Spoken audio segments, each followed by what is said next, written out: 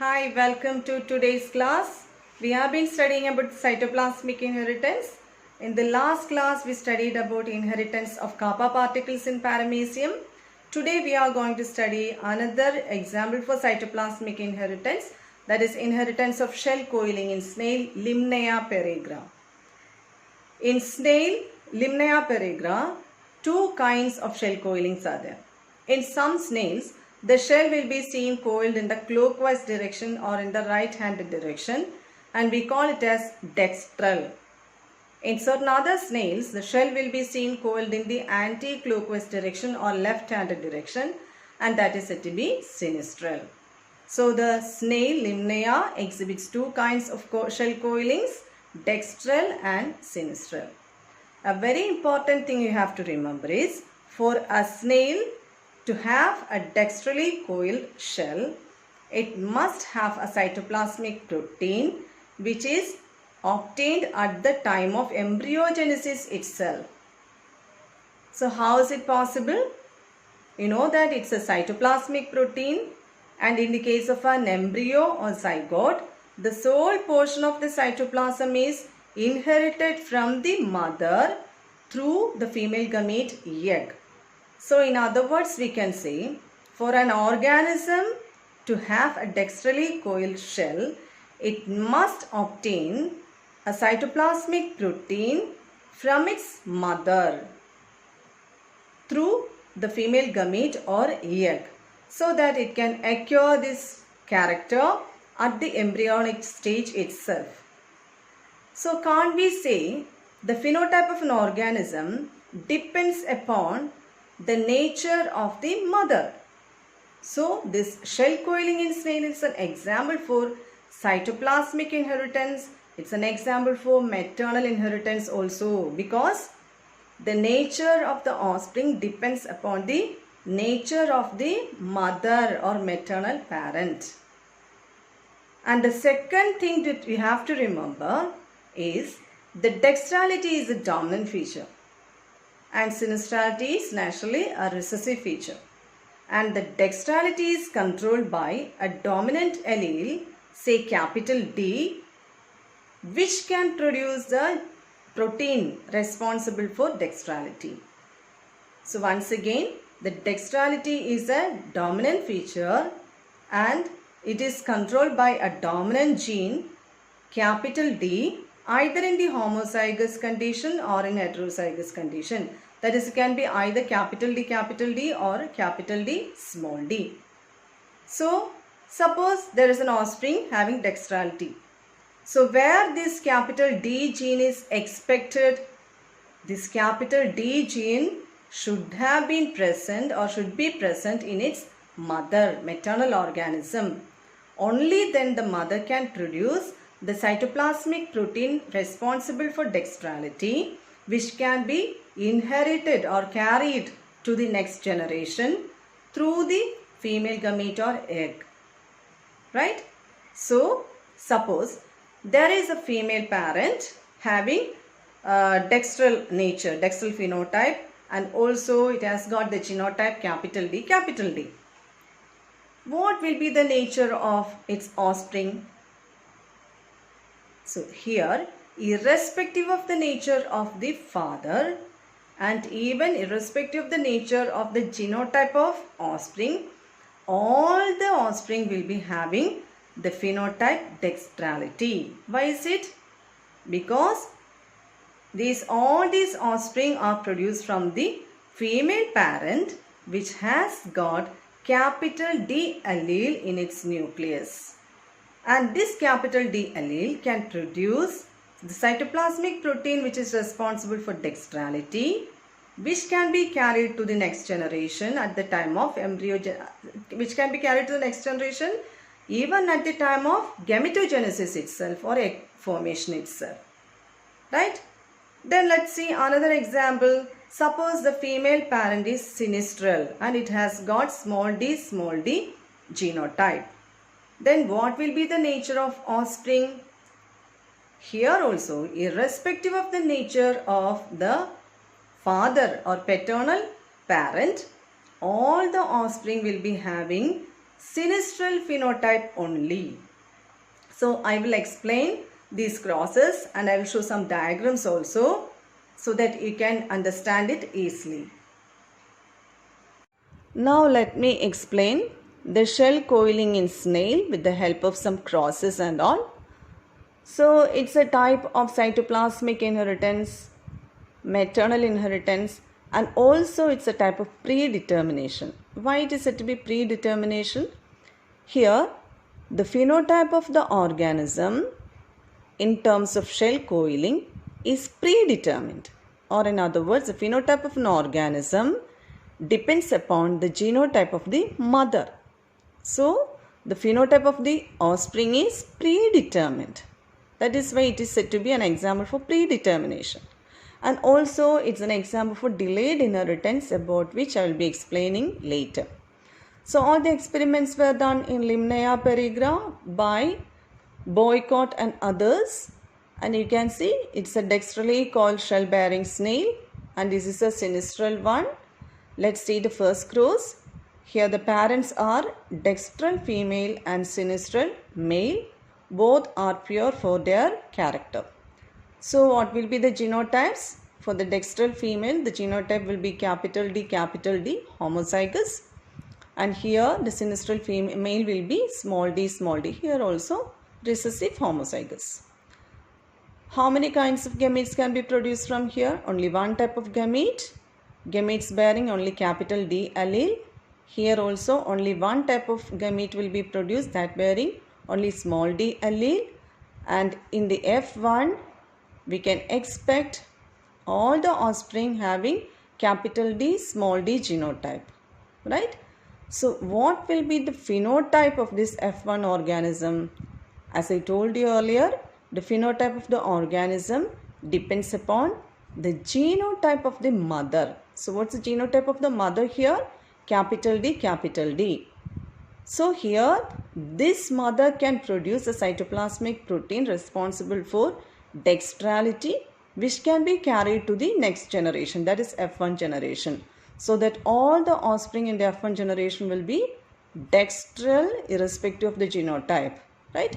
Here anyway the genotype bears one capital D allele also, but still it is dextrally called one regarding phenotype only because its mother has got capital D allele, right? So this is regarding the F1. Now let's see what will be the nature of F2 organisms which are produced from this F1 organism. So capital D small d cross yet another capital D small d, that will result into F2 organisms, F2 generation we are going to get from this. So what kinds of gametes can be produced from these two kinds of gametes, capital D and small d? Likewise, so this is a mother and another organism is also their father. So from that two kinds of gametes, capital D and small d, and these are the expected genotypes of F2, capital D, 2 capital D small d and 1 small d. Here it is. So the F2 organisms are having genotypes 1 capital D, 2 capital D small d and 1 small d. So what is the phenotype of these organisms? Now it may be very clear to you that the phenotype of organism or an offspring depends upon the genotype of the mother. So here the genotype of the mother has got one capital D allele which can create or which can produce offspring which have got dextrally coiled shell, or this female parent or mother has got capital D allele, all the offspring which will be produced from that mother will be dextrally coiled irrespective of the genotype of the organism. So see here the genotype of the offspring is small d. F2 organism is small d, but still the phenotype is dextral because it has got the cytoplasmic protein responsible for dextrality from its mother, as the mother has got the capital D allele, right? So this is regarding the genotype and phenotype of F2 organism. Now let's see what will be the nature of F3 organisms when these F2 offspring are used as female parents, right, individually. So here in the first case, here the genotype is capital D and dextrally coiled female parent or mother. What will be the nature of F3 offspring which are produced from this mother? So here capital D allele is present. So all the offspring which will be produced from this organism, from this mother, will be having dextrally coiled shell. Here also one capital D allele is present. So it can also produce dextrally coiled shell bearing offspring. So all the offspring which will be produced from this mother will be also dextrally coiled ones. What will be the nature of offspring which can be produced from this mother? So you can see this is phenotypically dextral. You know the reason also now. But the genotype of this organism is small d. So it cannot produce the cytoplasmic protein responsible for dextrality. So what will be the nature of offspring which can be produced from this small d mother? All will be sinistral because capital D allele is absent. Only small d allele is there. So it will result into organisms, F3 organisms, which have got only sinistrally coiled shell. Got it? Now you just see here one dextral, here two dextral organisms and one sinistral. That is 3 dextrals is to 1 sinistral. This is the phenotypic ratio that we can get in the F3 generation regarding shell coiling in snail. So this 3:1 ratio is actually regarding the Mendelian genetics. This is the ratio which should have been obtained in the F2 generation. So this 3:1 phenotypic ratio, Mendelian 3:1 phenotypic ratio, is delayed for one more generation in the case of shell coiling in snail, and hence it is said to be an example for delayed inheritance. Right? So this 3:1 ratio is obtained only in the F3 generation, unlike the Mendelian inheritance or Mendelian F2 ratio regarding the monohybrid cross. In that case, we used to get this 3:1 ratio in the F2. But it is delayed for one more generation, and hence it is an example for delayed inheritance, right? Now let's see the reciprocal cross. So this is the reciprocal cross, second cross. Here the parents are sinistral female and dextral male. Here also both are pure regarding their character. So the sinistral female has got the genotype small d, and the dextral male has got the genotype capital D. Only one type of gamete produced here, small d, and here also gametes bearing only one capital D allele will be produced. You can see here capital small d and capital D, and the F1 genotype is capital D small d. And what will be the phenotype of the organism? Here you can see the mother has got only small d alleles regarding dextrality, or it can produce only sinistral offspring because capital D allele is absent here. Only small d allele is present in the case of mother. So it can produce only sinistral offspring, right? So here you can see all the offspring irrespective of the presence of capital D allele here. In the case of F1 organism, all the offspring are having sinistral shell, right? So here in the F1 organism, the genotype is capital D small d, but it is sinistral because its mother has got the genotype small d. So it cannot synthesize or cannot produce dextrality, so it has resulted in sinistrality, right? So now let's see the F2 organisms, the nature of F2 organisms. That is capital D small d cross capital D small d. Here both the male and female organisms, both the male and female parents for the F2 are bearing the same genotype capital D small d. So this is the genotypes that can be expected in the F2. 1 capital D, 2 capital D, small d, and 1 small d, same as before. Here what will be the phenotype of organisms? As I told you earlier, as the mother has got the capital D allele here, all the offspring will be having the phenotype dextrality, or all the offspring will be dextral. Right? Now regarding the F3 generation, so suppose this is a female parent, what will be the nature of F3 organism? All will be dextral. Here also, considering this as a female parent, all the F3 organisms will be dextral because capital D allele is present in the mother.